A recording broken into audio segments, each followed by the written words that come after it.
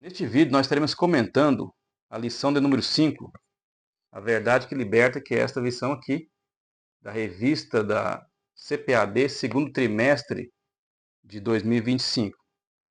Mas antes eu quero pedir para você, caso ainda não seja inscrito neste canal, que possa se inscrever, deixar o seu like, ativar o sininho das notificações e compartilhar o vídeo nos seus grupos. E também afirmar que eu sou o autor desses dois livros aqui. Este aqui é a Enciclopédia de Notas Bíblicas, Históricas e Teológicas, publicada com 700 páginas. Uma obra que tem comentário bíblico, notas explicativas de vários versículos da Bíblia, de Gênesis até Apocalipse, notas biográficas da história da igreja, de personagens da história da igreja, e também notas da teologia. E também esta obra aqui, Os Frutos dos Falsos Profetas, pelos seus frutos o conhecereis, é obra que denuncia erros, heresias, autoritarismos e várias atitudes e atos que têm acontecido de forma equivocada e errada nas igrejas autoproclamadas de evangélicos. Então, caso você queira adquirir alguma das obras ou as duas, é só acessar os links que eu sempre deixo na descrição desses vídeos e do canal também. Então vamos aqui entrar no estudo da lição 5, que tem como tema a verdade que liberta. O comentarista se baseia, como já falei em outros vídeos, para esta revista, no Evangelho de João. E para este estudo aqui, ele vai usar como base João capítulo 7, versículos 16 a 18, versículos 37 e 38, e o capítulo 8, versículo do 31 até o 36. O estudo é composto por introdução, depois tem a primeira parte, Jesus, a verdade em Jerusalém, depois a segunda parte, Jesus, a verdade diante dos escribas e fariseus, e a terceira parte, Jesus, a verdade que liberta o pecador, e a conclusão para finalizar.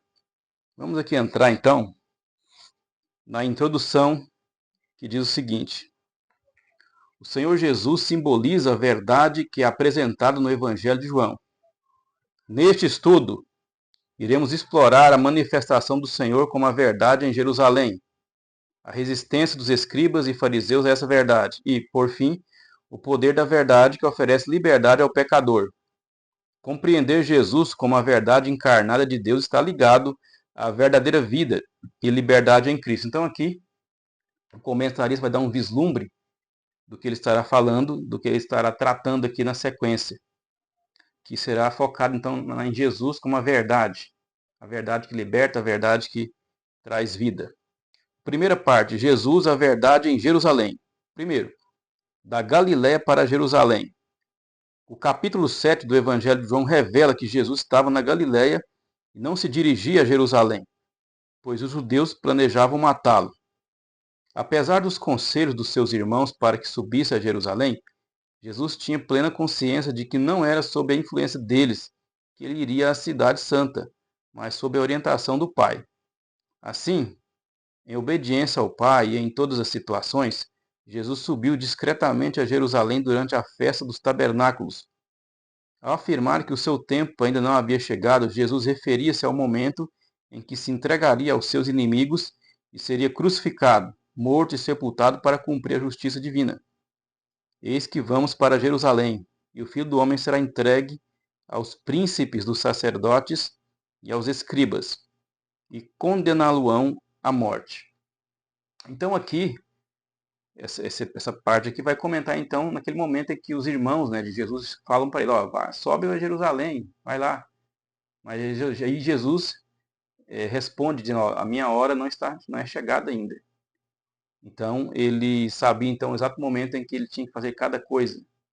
Ele sabia o exato momento em que ele deveria agir, em que ele deveria tomar uma atitude.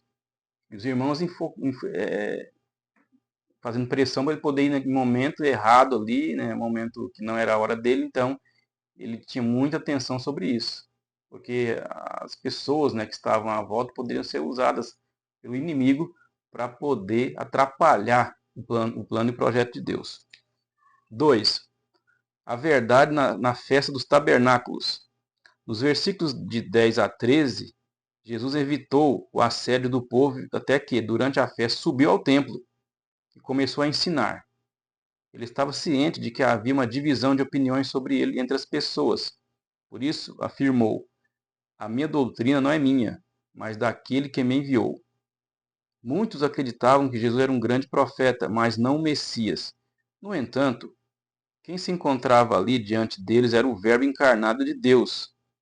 Ele era realmente o Filho de Deus e tudo o que ensinava continha a única verdade que o mundo desconhecia. Apenas o Filho de Deus podia declarar: eu sou a verdade.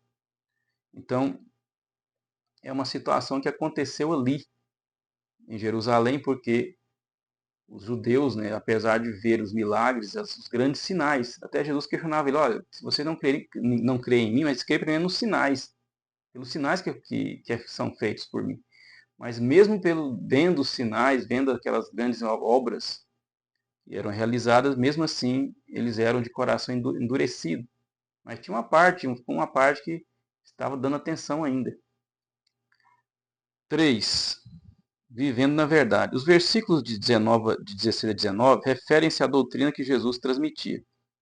Esta doutrina provinha do Pai, e para cumprir a sua vontade era necessário entender a verdade revelada pelo Pai em Cristo. O Senhor Jesus é a verdade. A mesma verdade que se manifestou em Jerusalém, que esteve presente na festa dos tabernáculos e que, através do Espírito Santo, se faz presente entre nós hoje. Por isso, ele nos convoca não só a conhecer, mas também a viver essa verdade. Então, no mundo em que vivemos, onde o mundo, a mídia, as pessoas que têm voz falam que a verdade é relativa, que uma verdade para um pode ser uma coisa, para o outro pode ser outra, mas não é bem assim. A verdade ela é a verdade, independentemente de opinião e de posição. Tanto é que, para que uma sociedade possa subsistir, é necessário princípios. Por exemplo, para se fazer um medicamento ele funcionar, tem que ter uma verdade para aquilo acontecer. Não é relativizado. Tem um estudo, tem a dosagem certa, então tem todo um caminho verdadeiro até chegar no resultado final. Então não existe isso, que a verdade é relativa. Isso é uma grande mentira satânica. Porque tem que ter parâmetros de verdade para que outras coisas possam existir. Então a verdade, ela é a verdade. E assim é com Cristo também, como veremos nos comentários posteriores aqui. Segunda parte. Jesus, a verdade diante dos escribas e fariseus. 1. A verdade no episódio da mulher adúltera. No capítulo 8 do Evangelho de João, a verdade representada pelo Senhor Jesus é posta à prova pelos líderes judeus. Enquanto ele ensinava uma multidão ansiosa por mais milagres no pátio do templo, os escribas e fariseus trouxeram-lhe uma mulher apanhada em adultério para ser julgada publicamente. De acordo com a lei, a mulher deveria ser apedrejada e, por isso, questionaram Jesus sobre o caso, acusando-o de contrariar a lei. O nosso Senhor respondeu: aquele que dentre vós está sem pecado, seja o primeiro que atire pedra contra ela. Ninguém teve coragem de lançar uma pedra contra a mulher. A verdade que Cristo nos traz revela a consciência das nossas faltas. Assim, quando somos impactados por essa verdade, encontramos libertação dos nossos pecados. Então, nessa segunda parte, o comentarista ele foca então naquela parte do trecho da mulher adúltera, chamada de perícope adultéria. Ou seja, é um trecho que em algumas Bíblias está até entre colchetes, se você puder observar, porque alguns acham que aquela passagem ela não faz parte do Evangelho de João, mas que ela foi inserida ali nesse trecho do Evangelho de João. E tanto outros também acham que, pelo estudo que foi feito do trecho, ele é, na verdade, escrito por Lucas e foi inserido em João, porque Lucas preservou essa história independente, nem outro escrito, e foi inserido no João. E também alguns evangelhos de Lucas, alguns manuscritos gregos têm no Evangelho de Lucas essa passagem, mas independente disso, ela é genuína, ela é inspirada, é genuína, é uma história real, é inspirada, foi escrito em épocas muito antigas, dos primórdios do cristianismo, então ela é real, é inspirada e canônica. E aqui então, eles trouxeram então a mulher, né, nesse momento, para poder colocar Jesus à prova, porque ali ele tinha a questão dele estaria, se ele mandasse, poderia apedrejar, poderia estar cumprindo a lei, mas estaria contra a questão romana, que naquela época os romanos que mandavam ali em Jerusalém, em Israel, então, os romanos que eram autorizados a matar alguém. Mas aí Jesus dá uma resposta, né, que mostra que realmente eles não estavam de acordo com a verdade. 2. Jesus, a verdade revelada. O episódio da mulher apanhada em adultério ilustra a resistência dos escribas e fariseus em aceitar a verdade que Jesus representa. Isso nos permite concluir que, independentemente do grau de resistência que o ser humano possa manifestar, nada consegue obstruir a verdade de Jesus. Não é por acaso que ele próprio declarou: disse-lhe Jesus, eu sou o caminho e a verdade e a vida. Ninguém vem ao Pai senão por mim. Esta verdade não é apenas genérica, é uma verdade encarnada. Também não se trata de um caminho qualquer, mas sim do único caminho para alcançar Deus. Nosso Senhor é a verdade única de que todos precisamos. Então, ele é o único caminho. Enquanto eu gravo este vídeo aqui, ocorreu então a morte do Papa da Igreja Católica, o Papa Francisco.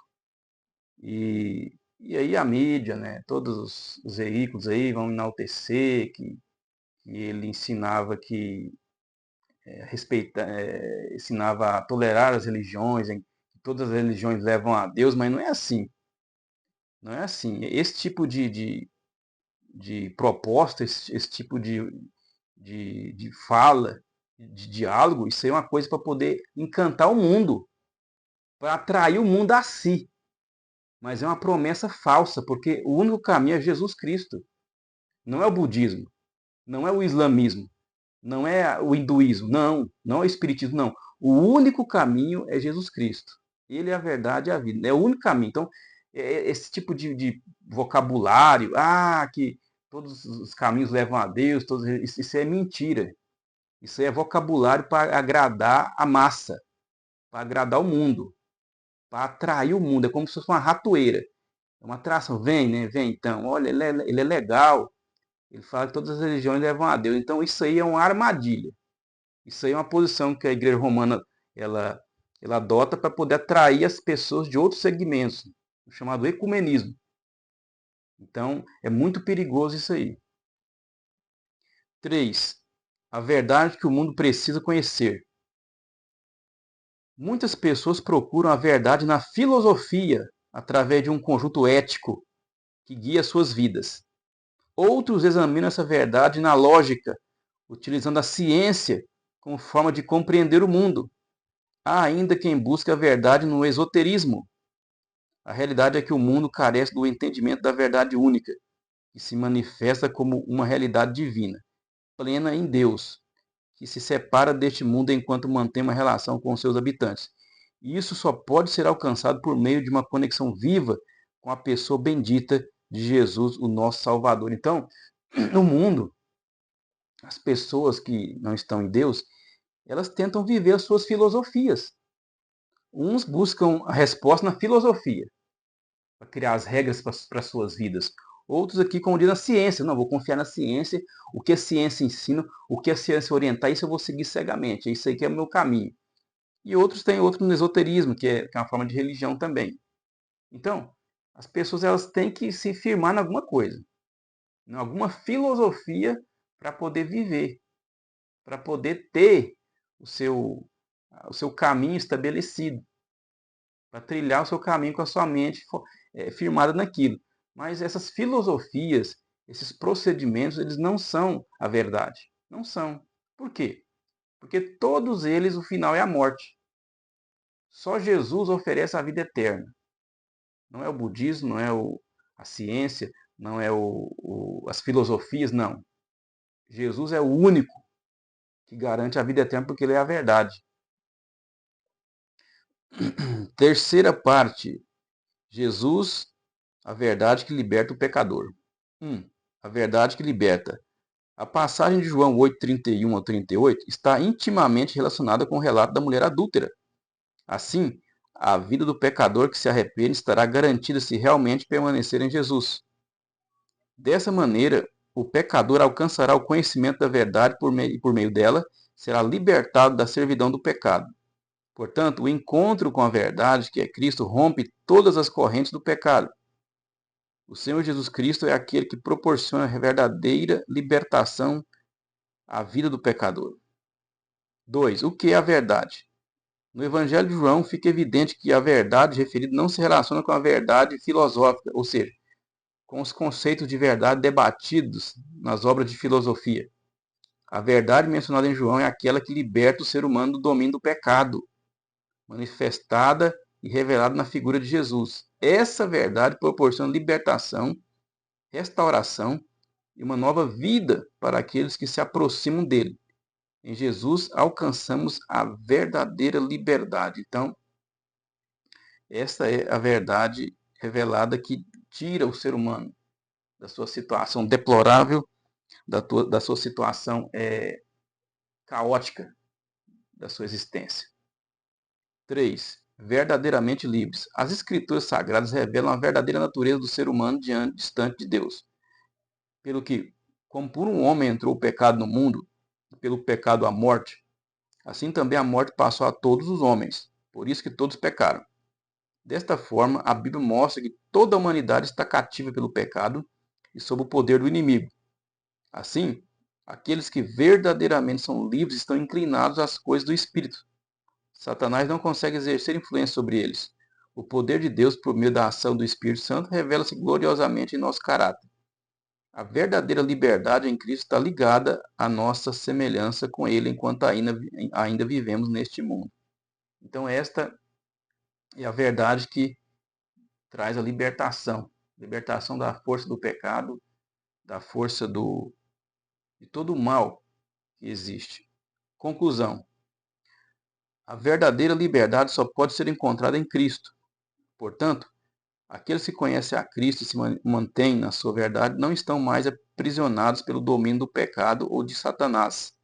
A verdade de Cristo proporciona uma autêntica liberdade dentro de nós. Por isso, é urgente que o mundo venha conhecer a Cristo. Não existe solução para o mundo sem levar em conta a mensagem e a obra do Senhor Jesus. Então as pessoas precisam de Cristo. Essa mensagem de que